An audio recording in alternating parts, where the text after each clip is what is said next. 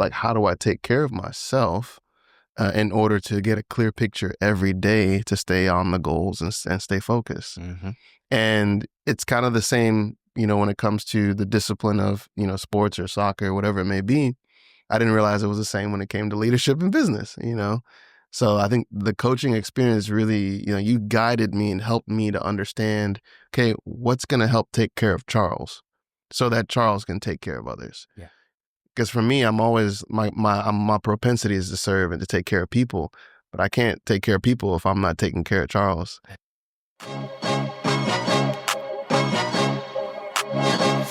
Welcome.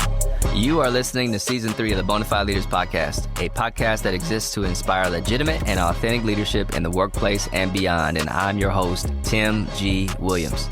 This season's theme is the intersection, sports, business, and leadership, which happen to be three of my greatest loves on earth. Now, if you don't play sports, you've never played sports, or you don't like sports, don't tune out. This podcast is for you too. I promise there will be nuggets for everyone. Welcome in to another edition of the Bonafide Leaders Podcast, and I am your host, Tim G. Williams. With me today is a man by the name CB. I don't even know if he goes by that nickname. Probably doesn't. But his name is Charles Bryce, and he is the CEO of Charlin Health Services, a 22-year-old family-owned faith-based healthcare organization providing home health, hospice, and personal care service. And with over 10 years of leadership experience, he's deeply committed to growing the company's mission with excellence and with compassion. A former Division I men's soccer athlete at St. Louis University, Charles brings a disciplined team-first mindset to both business as well as to life. He's devoted husband of 10 and a half years. I got to make sure I get that half year on there. 10 and a half years and a proud father to two young boys, ages 7 and 6. His faith, family, and vision for impactful leadership fuel his purpose every single day. So with that, let me say welcome, my friend Charles. It's great to be with you, man. It's an honor. Good to see you. Good to see you, sir. I appreciate you. We don't do this enough. I know, yeah. We need more time like this, but since we have time today, I want to make the most of it. I'm happy to have you here in studio. Let's maybe take the listeners back a little bit to where this thing first started. Do you remember, I remember the occasion when we met, but in terms of number of years, I'm foggy or around the time frame. Do you remember that? I think the first time I met you was when we had dinner with Pastor Conway one Saturday night. Yes. Yeah. That's what I remember. Yeah, okay, cool. That's the occasion. Nice. But timing-wise, I don't know if that was 6 years ago. I think it was pre-COVID. It was 17, 18. 2017, 18, yeah. And you had not too long before that, I think, moved to the Dallas-Fort Worth area. Yep. And where'd you come from? St. Louis. Yeah. Like literally in 2016. And then we finally got plugged into OCC in 17. So, And for the listener, OCC is One Community Church. Yeah. So, I remember we met then and, we would have regular Saturday night get together. And I remember that group of guys was, in that particular point in time in my life, it was just a great kind of bonding and fellowship. Yeah. Many of those guys I'm still in contact with, and you were one of those. Yeah. So it's great to have you and talk about this intersection between business, sports, and leadership. Yeah. And you represent that. We're going to talk about your journey and your sport here in a minute, but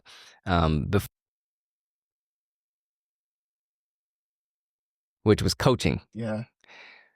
It was it's just crazy the way timing works. But it was some years ago, maybe 3 years back, we saw each other, and I don't know, something just said, just go talk and see what's going on. Yeah. Do you remember what was going on? Yeah. Back in that time? 100%. Talk about it. What's going on? I was just, I think I was just going through like a season of leadership where I was being challenged with the circumstance of the business. And I think we were talking, I think it was after service too. And we were talking and I was telling you about what I'm going through.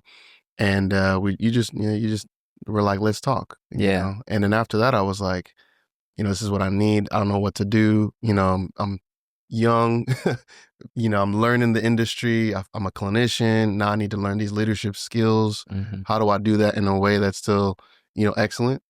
And then you were like, well, I'm a coach. I said, I know what coaches are. So let's figure this out together. Because as an athlete, you know that type of, that bond. And so I was like, okay, executive coach. Man, tell me more. Right. And it was just a crazy thing because you were at a point of need and I was at a point of need. Yeah.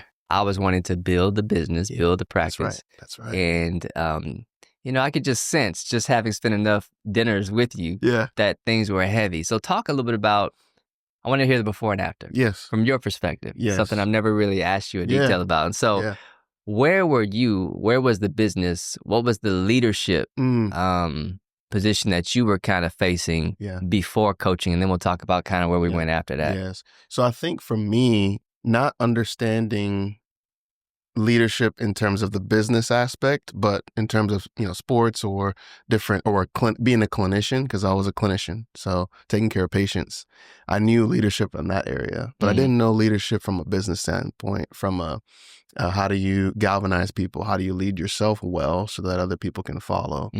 And I felt overwhelmed, so it was more at that time I was like, I'm not sure what to do. I know I have I feel like called to this. I feel like I can do it, but I just didn't know how. And I think that's when we first met, and it was just heavy. It was like super heavy because I was like, I don't know what to do with it. I don't know how to do it. I felt like I was fumbling, a lot. To use the football. I feel like I was fumbling and making mistakes constantly. And it was just more in my, my view of what I felt like I was doing. Maybe from others, I didn't see it, but for me internally, I was like, man, I feel like I'm, not doing well. And then when we met, it was different because I was like, you were really just asking a lot of questions. Like it was getting all in the business. Yeah, no, but it was good. It was like piercing questions, like to kind of unveil like, okay, what's my why? Like, why am I doing this? Number one. Number two, like, how do I take care of myself in order to get a clear picture every day to stay on the goals and stay focused? And it's kind of the same, when it comes to the discipline of, sports or soccer, whatever it may be.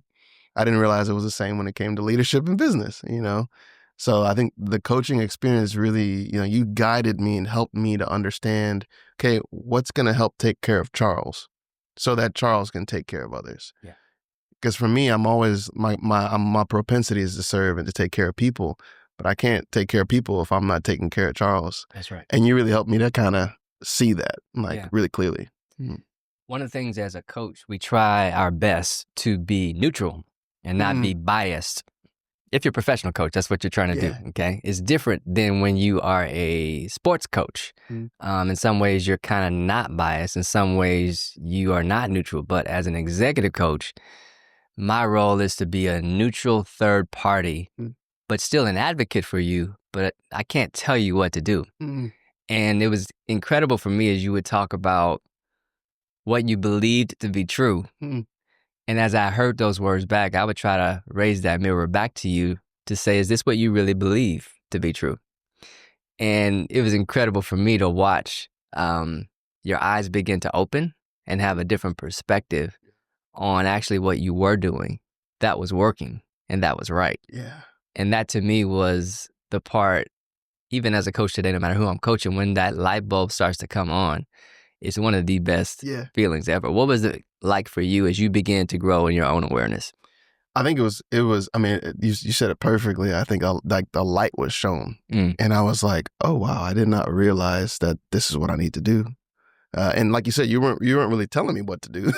You were like, you would pose a question and you kind of question like, are you sure? Like, let's go through this together. And I think for me, it allowed me to see, I think instill confidence to be able to be like, okay, a lot of times when you're not sure, there's like confusion or you don't know the road to take or the path to take, you second guess yourself, and I think the awareness was able to help me see, okay, that this is what I need to do. Let's take it one day at a time. And, like when we were talking, I get geeked about the big picture and you were like, let's see what we have today. And I'm sitting there thinking about 10, 15 years from now. You're like, well, let's look at today. What you got going on today? What is going to fuel you today? What's going to help you so you can stay focused on today? Yeah. And that aha, moment for me was like, whoa, okay. All right, I need to look and see what we can do today. part of what you wanted to commit to through our process was committing to some new habits. Yes. I remember the early morning workout, item, and I remember some other things. But can you talk about some of the practices that you put in place as a part of the coaching experience? It's crazy. This kind of feels full circle because it's funny because just a few weeks ago, I was thinking about man, the daily 8s constantly because I have it on my calendar still to this day. Calendars and workout in the morning, everything. And then when you texted me about the podcast, I was like, God, it's so fun. This is crazy. Because I literally was just remembering wow, this is the disciplines that we've put together. So what we did together was, you kind of looked and see what fuels me each day, what refreshes me. Because what was happening is I was going through the day and the day was taking control of me instead of me kind of setting my pace for the day. And we went through and, we're like, okay, what is going to help you stay focused? And so the morning routine, we walked through the morning routine. I still do that to this day. Had it this morning, Yeah. Woke up 5 a.m. Okay, go for the run, go for the workout, have my time of meditation, prayer. And so, we boiled it down to 8 daily 8s. And so for me, it's like an hour of marketing, an hour of finance. It's an hour of creativity. So kind of like whether it's kind of outside of, because that's just who I am. I'm creative. Absolutely. And we talked about that. Yes. That's a strength. And that was cool. That you don't want to give up. Yes. You want to be able to see how you can leverage that as CEO of this company. Yes. Right? You have to be a general manager in that role.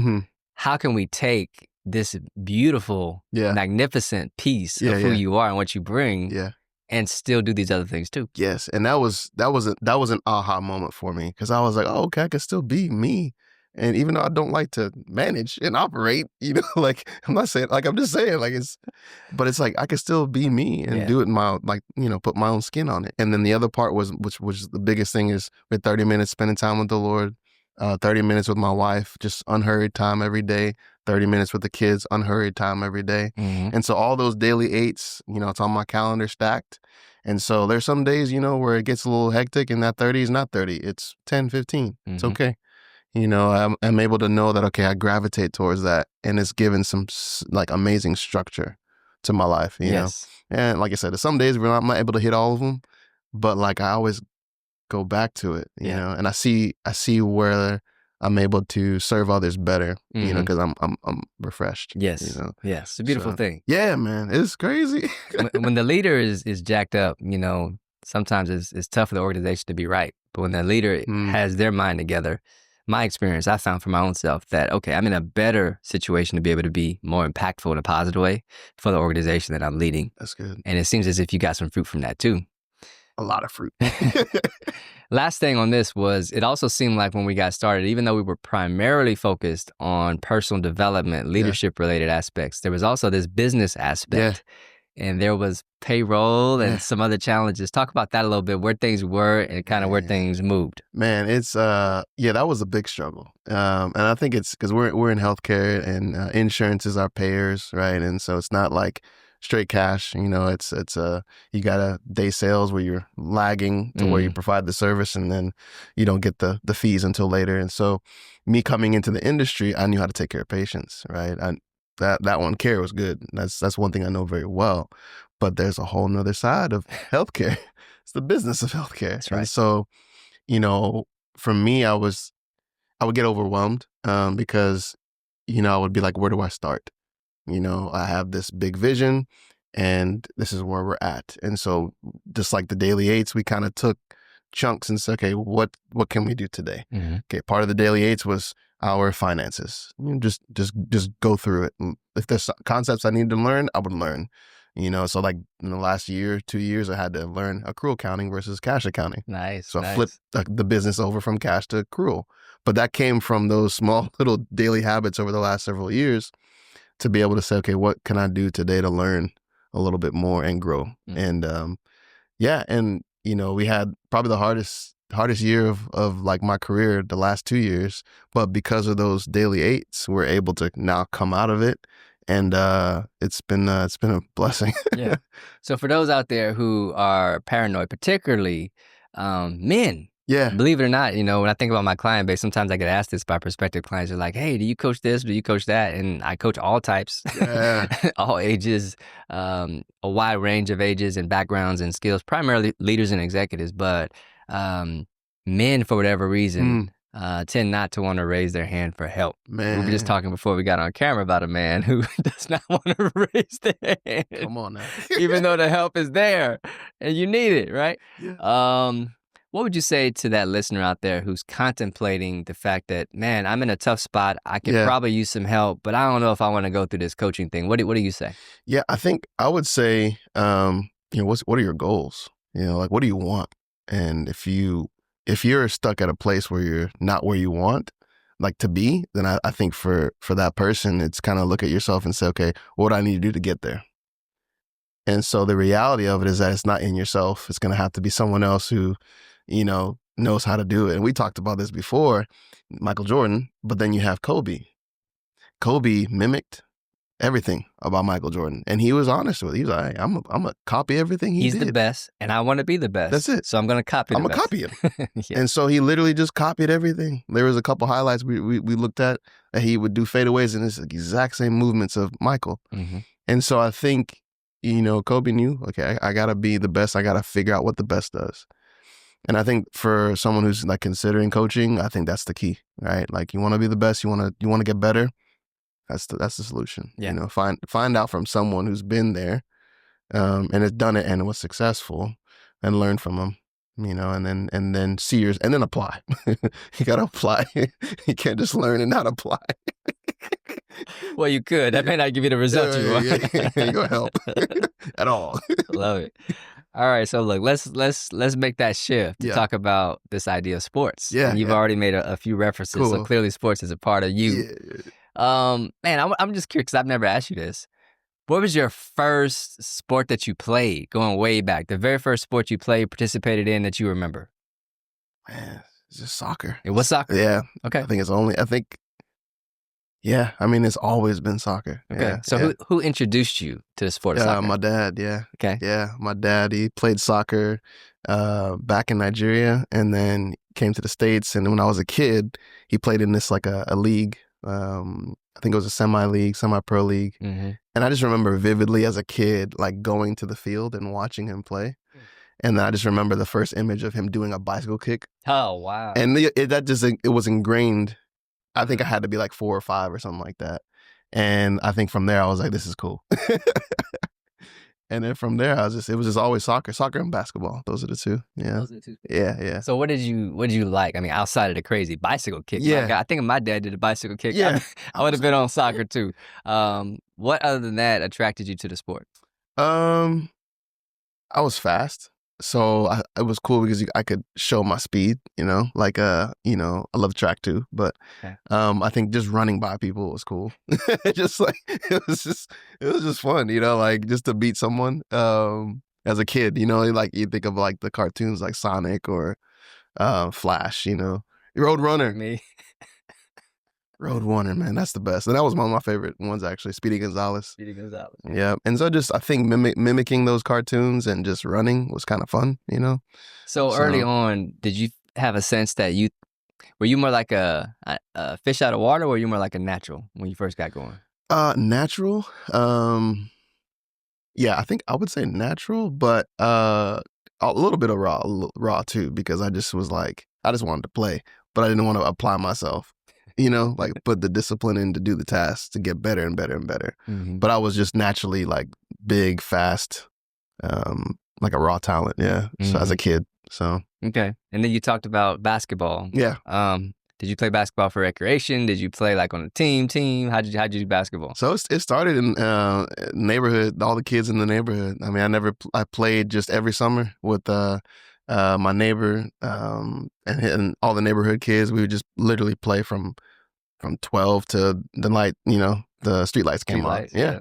And we would just practice all of our moves. I would practice Tracy McGrady's fadeaway, Hakeem Olajuwon's dream shake. Okay. And we would just play the whole summer. Yeah. And then as I got older, I picked up the skills and played a little bit in school, but I mean, this the love of basketball was just in this, like just playing in the street. It was fun. Okay. So, all right. So soccer is your sport. We're going to be talking throughout our conversation about those parallels between the sport of soccer, maybe a little bit of basketball stuff too. Yeah. And how that's impact the way that you lead. Before we get there, let me ask a little bit more about aspects of playing the game. You mentioned one, the discipline aspect. Yeah. Were there others that you really did not like about playing the sport? Was there anything that just bothered you about playing the sport? Fitness. Running. Like, even though I like to run and sprint, I didn't like to run for a long time. I sprint bursts, but then like, you know, soccer, you run about average 8 miles a game, you know, and so it was tough, but at the same time, like, you just learn to realize, okay, I got to do this. So how did you learn that you got to do this? When you realize in the middle of the game that you're gassed, and then the player that you just beat is now beating you, and then you're like, oh man, actually, I gotta figure something out. You know, my speed only works so long if I don't have stamina. You know, and so that was tough. Those things were tough. You know. About what age were you when you made that shift from guy who just loves to be out here to guy who wants to be disciplined? Yeah, it was I would say maybe 12, 13, 14. That's when I was like, okay, I need to start doing some stuff and not just play, you know. What was the motivation? Where did it come from? Was it just the competition that you didn't like getting beat, or was it something else? I just didn't like getting beat.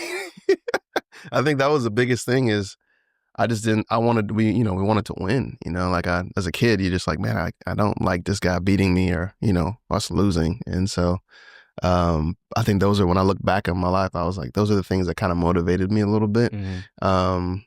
And then also I had a little brother. So my little brother, I only had one brother. And at that time, he was 5 years younger. And so he's always asking me questions, you know, about soccer. And so I figured, I was like, man, I need to figure out more about this game. So, yeah. What about role models? I'm curious whether it was in the world of sports or outside the world of sports. Who were some of the people when you were younger that you looked up to? Oh man, that's good. Outside the world of sports, I would say my grandpa. He's from Nigeria, and he came back to the United States because he was sick, and so we took care of him when I was in middle school and high school. And he's been sick like his whole life, but he is super disciplined. He would wake up in the morning, check his blood sugar, write it on a journal. He would go for walks. He would eat oatmeal in the morning, take his blood sugar, then go for another walk. Like, I saw that in my whole middle school and high school. And he maintained that discipline. He was a very successful man because of that. And so I think that for me is neat to see, you know. And me, I had to also help him and wake up and take his blood sugar and, you know, write it down and help him shave and things like that. So I think that really stuck to me, is the discipline aspect, to see that first, like at face value. Soccer, oh man, I loved Thierry Henry. He was a Arsenal soccer player. Arsenal, okay. Yeah, Arsenal soccer player. Didier Drogba is another soccer player, played for Chelsea. Just like, I loved the position, those players, and how they excelled. That's what I was going to ask you. What position did you play? Striker. Yeah. Up top, forward. Yeah. Okay. So the striker position, for the listeners who are less familiar with the game of soccer, although it is the most popular sport worldwide. Yeah. What is the role of the striker? Yeah. So the goal of the striker is to score goals. I mean, that's it. Yeah, it doesn't even matter how many shots you had. You gotta score goals. You know, which is funny because that's one thing that my whole life I kind of struggled with, was scoring goals. Yeah, and even though I kept playing in college, and I didn't score as many goals as I wanted to, which probably we can talk about later. But because I realized, now I'm older, I realize why. You know. Bonafide Leaders works with emerging leaders, established leaders, and executives. We exist to help you, your teams, and your business thrive, specializing in executive coaching, leadership development, organizational consulting, and keynote speaking services. Providing the absolute highest level of quality and service, we partner with our clients to help them grow, elevate their leadership effectiveness, navigate organizational change, culture, and leadership transitions, to advance employee engagement and retention, and raise bottom-line operations. If these are the kinds of problems you're seeking to solve and you're humble, hungry, and coachable, we might be a good fit. If that's you, reach out to me at bonafideleaders.com/contact. That's crazy. Yeah. Okay, well, you can't just leave that. Okay, let's talk about cliffhanger. Come on now. So what happened? Yeah. What got in the way? My coaches, in high school and college, they would always tell me like, you're 6'1", in college, 6'1", 208, 6% body fat, 4.4 speed. Like you can go. You don't believe that you're that big and that good. Wow. And they would constantly tell me like, you got to play like you're the best player on that field. So mentally, I would struggle with that, the confidence to be able to say, I could take this person on and score. And I'm going to score. And so, but I would always go back and forth in my own heart about that. And so I think that kind of bled over to the business world, where when we talked and you were like, no, you just got to be confident. Do what you can do. And I think I've matured in that. But I think those are the main reasons. As a striker, you have to be super confident that you're going to score that goal. So, you have to practice over and over and over, because the confidence comes from practice. So, and as a striker, I'm just thinking about the soccer that I have watched at the high level, Premier League and whatnot. You rarely see a striker have opportunities. I would call it one-on-one. So that's the other thing to me about a striker, is that frequently you're outnumbered. Yes. You've got to come up with some creative way to get space and get the ball through the net. Can you talk about just that process, and maybe if there's any parallel to business with that? Yeah, you have to be, as a striker, you have to be innovative. Kind of funny to talk about innovation, but you have to be able to say, okay, how am I going to figure out, I need to score this goal. I need to help the team. My job is to score goals. And so whether it's making a run where, you don't really see the opportunity, or making a dash at the corner, or defending, or trying to get the ball, right? You're doing all these things. You're scrapping, really, to try to figure out a way to get a goal. And then when you get the ball, you turn, you shoot. I mean, you just got to keep trying over and over and over and over again until the results show. And I think with business, it's the same. Like, you have to be able to figure out a way, okay, I'm not going to give up. I got to figure out, okay, what's the solution? Okay, this is my goal for this quarter, and we're going to do everything we can to achieve that goal. Whether it means this or, doing this, you just got to keep going. And I think those are the two things that I've learned, over the years, is that it's not giving up, it's just, you just can't. Well, the only way you're guaranteed to lose is if you quit. Yes.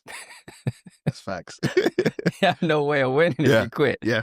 And so that's something that you've taken, is you got to keep going. You said something earlier as you were describing the role of the striker, and I see this sometimes when I watch the games, and I'm a novice, my kid played, but I didn't play the game growing up, but I love the strategy that's involved with soccer. And to your point, as a striker, you sometimes have to, what they call, make a run. Yeah. That means you dash with a full sprint, careful to not be offsides, on the hope that something will develop and that the ball will get to you. Yes, yeah.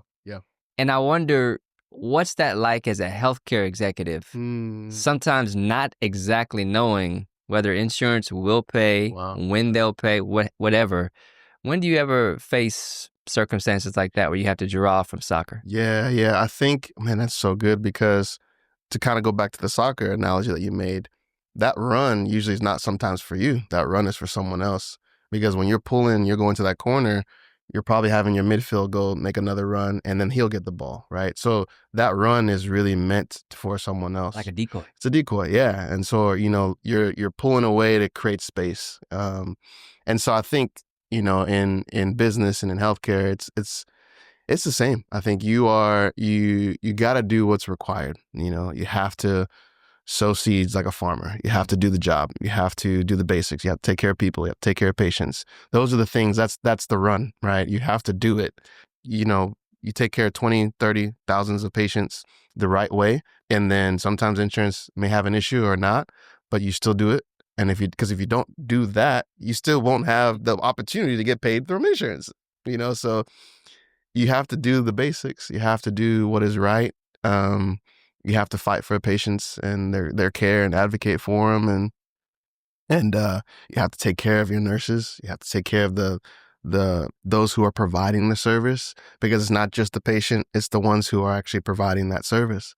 And you have to do that. You have to check up on them. You have to call them. You doing all right? How's your kids? And you're doing those basics, those runs, per se, to help the team to win. So I think, like, when I look back, I think that's what I think the correlation is. So yeah. I want to go back a minute, Yeah, because we didn't really touch on it earlier. You talked about caring for patients and how that was something that was a skill that was built in you. You were good at that. So can you talk a little about your education and what you did immediately after graduation? Yeah, so I went to school, St. Louis. Man, it's a crazy story. So I went to St. Louis. The only reason why I went there was because they had a physical therapy program and a soccer program, like a great soccer program. Okay. So I was figuring, I was like, either that or Creighton. But I was like, St. Louis, the campus was a little bit cooler. So I was like, Creighton in Nebraska. Yeah. Okay. And so both of them had great soccer programs and great DPT programs. And so I got into the DPT program. Then played soccer. And so I went through, graduated, didn't complete the course, had some issues that happened where I wasn't able to complete my DPT. So I went a different route and finished and got my physical therapy assistant license. So that was great. And so I met my wife, got married, and then worked at a regional hospital there in St. Louis and loved it. Bedside with patients, post-op ortho, surgery, med surg, so patients who are having surgery, strokes, anything. I was there to take care of them, rehab them, get them back to doing their daily lives. And so it was rewarding. And so I loved it so much. I just kept doing that over and over. And I feel like that was my gift, to take care of people. Yeah.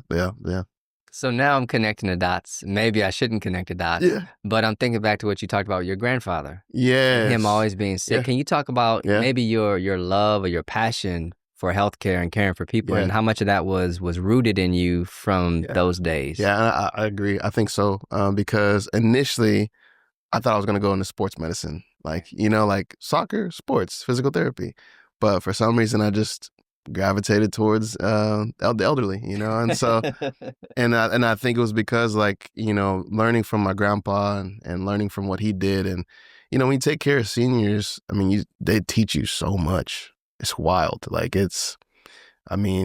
Example was, when I was in St. Louis and I was moving to Dallas, I had a patient who was a successful CFO of a company at the hospital, and I told him I was moving to Dallas, and he was like, hey, the first thing you need to know if you're going to be running this company is you need to know your finances. And I was like, oh, okay. Yes, sir. And that is the truest thing. To this day, I'm like, yeah, if you're going to run a healthcare company, you need to know the finances. That's it. I was like, you're good with patients, but if you don't know finances, you're not going to do well. And but that's wisdom. And I think that really, taking care of others and taking care of seniors, you're able to learn so much, and you can, hurdle obstacles of pain and making mistakes because of that. And I think that's what gravitated me towards it. Yeah. So. And caring for your grandfather was almost a preliminary step. Yeah. Before you would do it on your own professionally. 100%. Yeah. 100%. Okay. It's a good connection. I didn't that well. All right. Let's talk about doors. As I think about my life, I think about many of the states that I've been to, privileged to be at across this country, many places I've gone, venues I've been in. It's because basketball opened up those doors for me. And I'm curious for you, soccer. Yeah. In what ways has soccer opened doors for you? Yeah, I think honestly, soccer is what got me to, to get to St. Louis, because of that. Because you grew up here in Dallas. Yeah, 100%. And because of that, I was able to get into St. Louis and go into the school. And then it allowed me to apply for the doctorate program for physical therapy. And then it's crazy, then meeting my wife there at St. Louis, so and then St. Louis is a big soccer city, a massive, I think of baseball when I think of St. Cardinals, yes. But St. Louis is big because, they have a history of like the World Cup being there a long time ago. Okay. And they had like the USA national team was playing against different national. So it's just the culture is huge. And I didn't know that going there. But, when everyone said, oh, you play for St. Louis, you're like, oh, that's a big deal, in the whole city. And so that, that kind of, it does open up doors for you. Then working at a hospital, getting to know the president of the hospital, just it's a lot of doors. Sometimes sports can be equally, I'll call it top of the mountain, as well as bottom of the valley. Yes. And I'm curious for you, for me, no question, the most painful part for me was transferring 3 different times, taking 157 credit hours to get a 120-hour degree because a lot of those credits didn't transfer and coaches not really telling you the truth. Those are some of the painful lessons I learned from sports. What about for you? What were some of those lessons that you learned? Yeah, I think one of the most painful lessons I think for myself was I look back and I'm like, I should have believed more that I could do what that I could do. Like the coaches were telling me, hey, you have the ability. You just got to believe. You got to apply. And so I did the best that I could, but I didn't really take it to heart. And I look back and all of us look back, like, man, if we had the mindset we have now, we were back then, we'd be killing them. Like, is that true? Like, yeah, that would be amazing. But that's the truth, and I think for, anyone who's like in college or D1 or in sports right now, like, listen to your coaches, man. They're telling you some good stuff, the good ones, right? They're telling you some great stuff. And if you could absorb it and really take it at face value. Now, this is just sports. Same thing with business, right? Like, if you can take it and absorb it and apply it and really like go with it, I feel like the best athletes are the ones that we look at that are like, man, they look like they're years ahead of what they are. Well, because they probably absorbed it and took the instructions maybe from a coach who at a younger age and really applied it. Or like you have some like Luka. Man, we talk about Dallas, but that's tough. But controversial, sensitive subject right now. The wound is still there. But when you think about him, like you think about, the fact that he literally looks like the game slows down around him, right? Because he's probably applied himself so much when he was younger. And I think that's what, I look back on is like, like I try to do that. I have my 2 boys right now and one of them loves soccer. And so I'm like, let me just teach him everything I know, drills. Let me encourage him. Let me instill confidence in him. Because what I was lacking, I was like, I want to be able to at least help him with that. And those are the things I think, the hard lessons that I've learned. Yeah, not fully believing in your capabilities and then applying it in the way that you do now, perhaps, from a mindset perspective. Yeah. Do you remember one of the exercises we did in coaching? There was like an X and Y chart, and actually to visualize it. And we talked about challenge and ability. And as it relates to you being a leader in healthcare and your company being the Chick-fil-A. Yeah. Remember that? Healthcare. I said, where do you fit along this continuum? How does your ability and challenge meet up? The thing that I remember you saying is that, no, I actually believe I have the ability. Yeah. The challenge is very high in this industry because of the dynamics involved in healthcare, the personal nature of it, the challenges with insurance, hospice, especially home health care, who pays, who does it, all those kind of factors, caring for nurses, all the complexities. We've talked about that. Yes.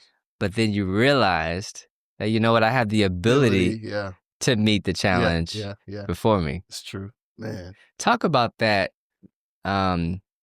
awareness that you got then and how you leverage it today, if at all. Yeah, I think one of the things, just kind of going back to sports too, is this cool will oscillate back and forth a little bit, but visualization. We did that a lot. Visualizing, but in soccer, like visualizing you scoring a goal, like just sitting down and running through plays in your head. I think the same thing is in business. Like it's visualizing myself having the ability. If you're a leader, if you've done sports before, now you're in business, like visualizing yourself succeeding, and you have the ability now, just visualize it. The mind is amazing. Being able to map out things ahead of time and being able to see that and execute it gives you the ability to do it and the confidence to do it. And so I think for myself, it's now, we talked about daily affirmations, right? And so I still do those, and it's a constant process. It's a constant encouragement. If you don't encourage yourself, nobody will do it for you. And learning that has been a big thing. Is learning to be able to say, okay, yeah, I need to do this. I can do this. Yeah. We talked about turning the volume up and down as well. That was it. There's people who we need to amplify their voices in our life, and then there's others might need to turn down the volume and not allow that to impact us as much as it does. And there was so many great nuggets that we discussed. A second ago, you talked about Luka, and I'm thinking about the player out of Duke right now, the freshman. I forget his name. Is it Connor? No, that's not his name. Connor's the guy who's just declared for the draft, but it's the kid who's all everything. Flag something? Yes, Connor. Yeah. Cooper Flag or something like that? Cooper Flag. Yeah. So he's just turned 18 years old. Crazy. And has had one of the most impressive freshman seasons in a long time at the NCAA college level. And absorption is different for all of us. Absorption rates are different for all of us. There's only so much we all can kind of take in at one time. How have you treated, or I guess managed, how you absorb information as you grow and learn as a healthcare executive over time? Yeah, and I think it's all about like compounding interest. I think of it that way, right? We mentioned that too. Another term is taking information consistently over a long period of time.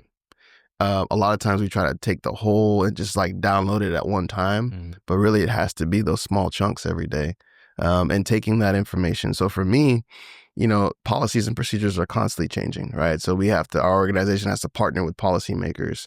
And then what they do is they send me updates once a month, right? And so those updates come and I have to review those policies and procedures and review it, take notes, and then see if we need to change a process or implement that to the team. And so it has to come in those like small chunks. If I try to just read everything like in one day, it'll overload. There's no way, And so I think, taking everything one bite at a time and saying, okay, great, this policy's changed this month.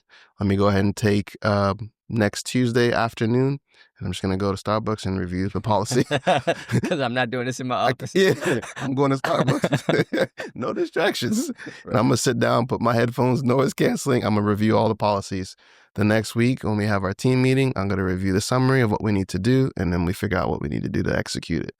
But there's no other way to do that, because then you still have a family. You still have, your kids. You still have other employees that you have to take care of. And so, but I had to learn that. And I went back to the daily aids. It's like, how do I, you may have this big vision. If you're a leader and you start a business or whatever it may be, you have a big vision, you have to take that vision one bite at a time, and that's it. So you've got this interesting situation set up where you're partnering in many ways. You are CEO of the business, and yet you've also got employees who might be close in relationship with. Yeah. I want to touch on this for a little bit. Yes. Because there's people out there who has family businesses, people who run businesses together, that kind of a thing. Your wife is an employee in the business, right? And you're CEO. What are those dynamics like for those who are just curious and for those who are maybe navigating that themselves? Yeah. Whether it's your cousin, your brother, whomever, like how do you navigate that? Yeah, I think, I could tell you stories. So one of my friends yesterday was like, you need to write a book. I was like, I probably do. But just on this podcast, don't get your wife in trouble. Yeah, well, don't get yourself in trouble with your wife. No, she's amazing. So it's my wife and my mom. So it's like two. And so, my mom started the company. And, when I came back, in 2016, she said she needed help. So I said, I'm here. Me and my wife prayed and we came back. So my mindset was just to help her, right? The whole time was to help her. But the thing is, when you are dealing with family, there has to be clear boundaries and clear expectations. And the first several years, I didn't have good boundaries. And, then that happens, right? Because, sometimes you want to care for someone or you want to do more than what you should.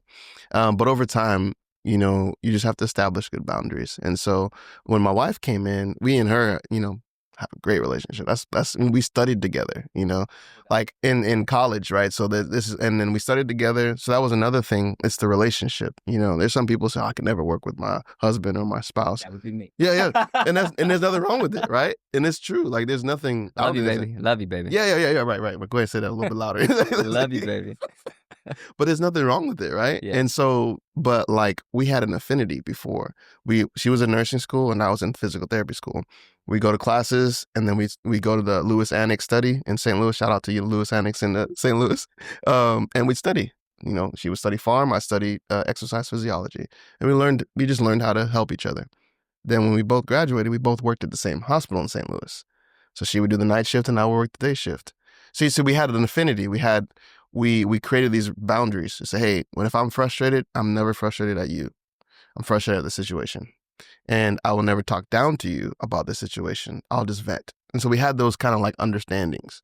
And we built that system and it's great. But at the same time, we also know that, how do we take care of each other? So every month for the last 10 years, we've always gone away from the kids and just go to like a hotel and just stay for the weekend, get a babysitter, get someone. So we have like these structured disciplines to be able to like a pressure valve, relieve it, And so I think if anyone is interested in like either taking over family business or working with your cousin, you got to have a good relationship.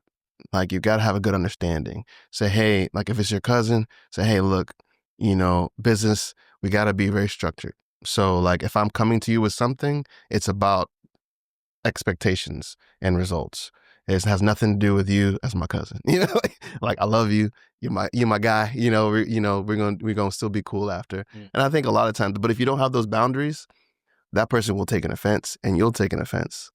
And it's very easy to do that because it's family, So it's been a whirlwind. But the way that you described that, though, didn't seem like a whirlwind. Frankly, that was almost a masterclass in the execution of good boundaries and healthy boundaries from pain. From pain. Okay, so you've learned the hard way, you would say. Yes. It's still, regardless of how you learned it, I would say what you've constructed seems to be, I don't know, for lack of a better term, rational. Logical. It fits in my brain. I don't know. It works. Right. And then as a coach, remember I told you we do our best to be neutral in every situation. Yeah. I'm not gonna lie though. The thing that you told me about what you and your wife do in terms of going away so frequently without kids, I was like, man, for a younger guy, that is an incredible discipline and wonderful. Talk about the benefits of you and your bride getting away. But so here's the thing. I got that from someone who had been married for 60 plus years. We got this, I think it was, I don't know if it was a marriage conference or something. We had met them. Me and her met the couple. And they just sat there, like we were talking about the older generation wisdom. They were saying, son, he told me, he said, son, you take your bride once a month. He said, I asked him, I said, hey, look, how y'all doing this? And they were, like you see some couples that are 60 years and they're just griping at each other. Like they look like they had just been gone off the honeymoon. You know what I mean? And so I asked him, I said, sir, well, what do you do? And he was like, sir, he said, Courtyard Marriott, about $150 a night. I said, I had no idea what he meant by that. I said, can you explain, like kind of break this down to me? He said, I for the last 40 something years, every month he'll put aside about $200 to $250. He invests in his marriage. And I was like, whoa. He said, you want to reap some good dividends? Do that. And I said, okay. I said, yes, sir. So me and my wife was like, when money was tight, it didn't matter. I would pay for a babysitter. We'd figure it out. I said, hey, I reached out to my mom. I said, Mom, you want to see your grandkids? I called my brother and said, bro, man, your nephews miss you, man, And we just made it work. And sometimes we wouldn't go anywhere. The kids would be away and we'd just stay at home. And so that wisdom from them, I don't even remember their names, but Right. God bless them. You know what I mean? Like that wisdom is what's carried us. I was grateful to meet them, Right. or else I wouldn't have known. Love that nugget, brother. Yeah. All right, we're headed towards the end here. I want to get to a little rapid fire, but sir. before we get to that, talk today. You had this, love affair with sports, particularly with soccer and basketball.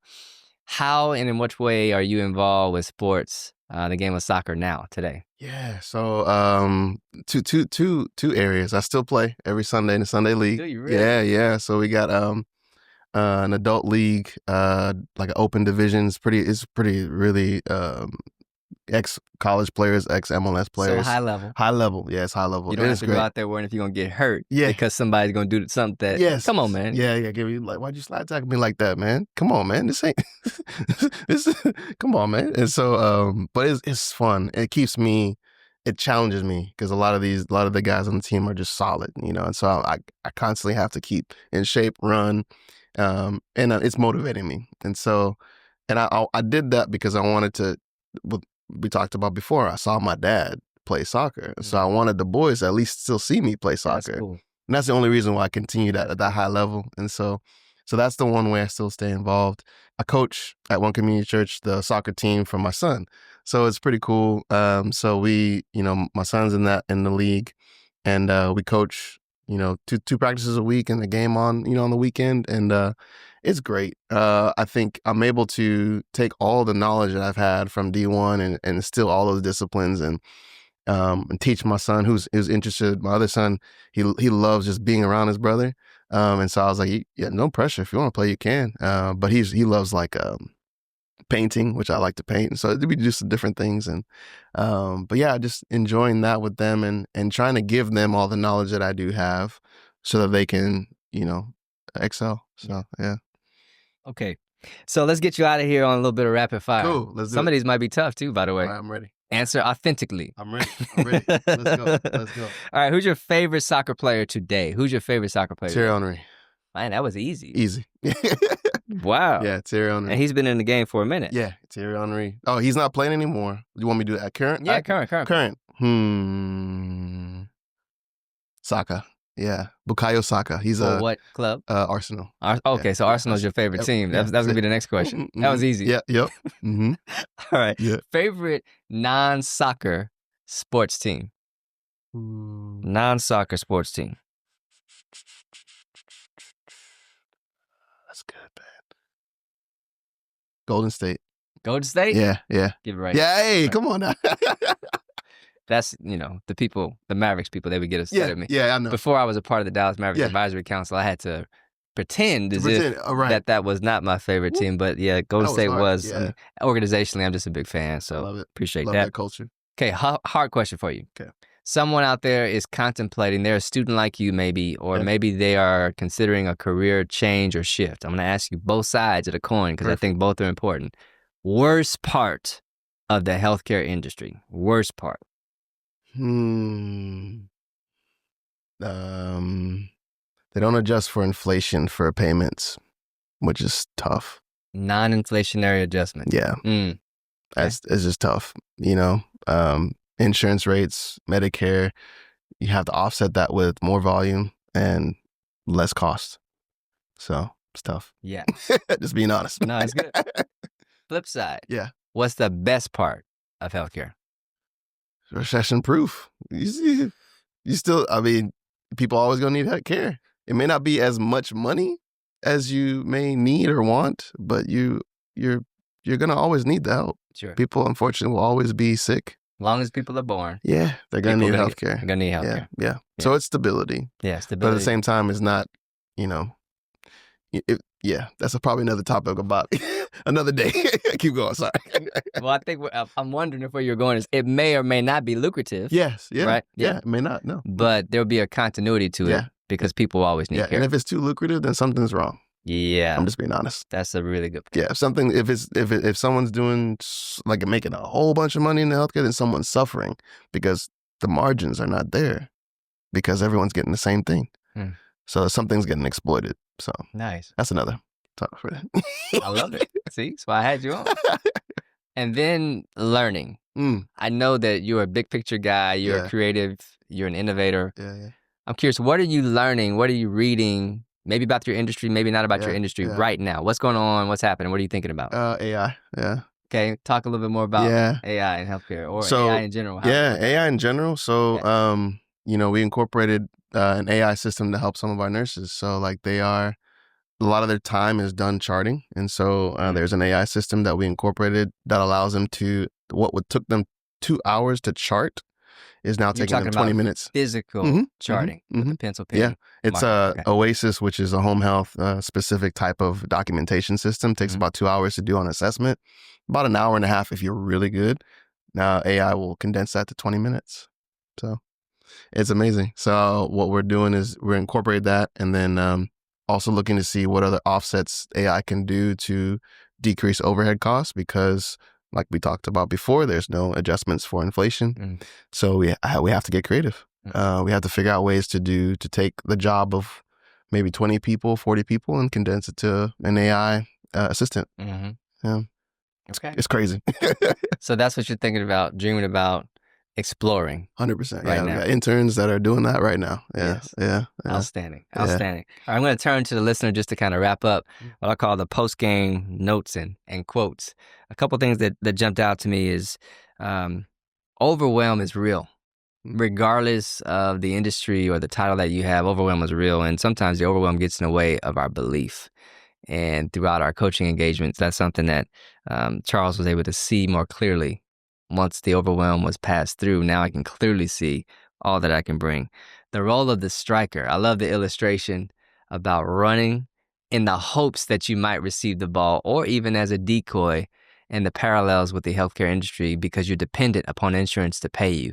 And so it's this belief that I'm doing the right thing by my patient, not fully knowing whether or not I'm actually going to get what I should get, when I should get for the services that I just provided. Small chunks, learning in small chunks and absorbing on a daily basis, as opposed to trying to do everything at one time.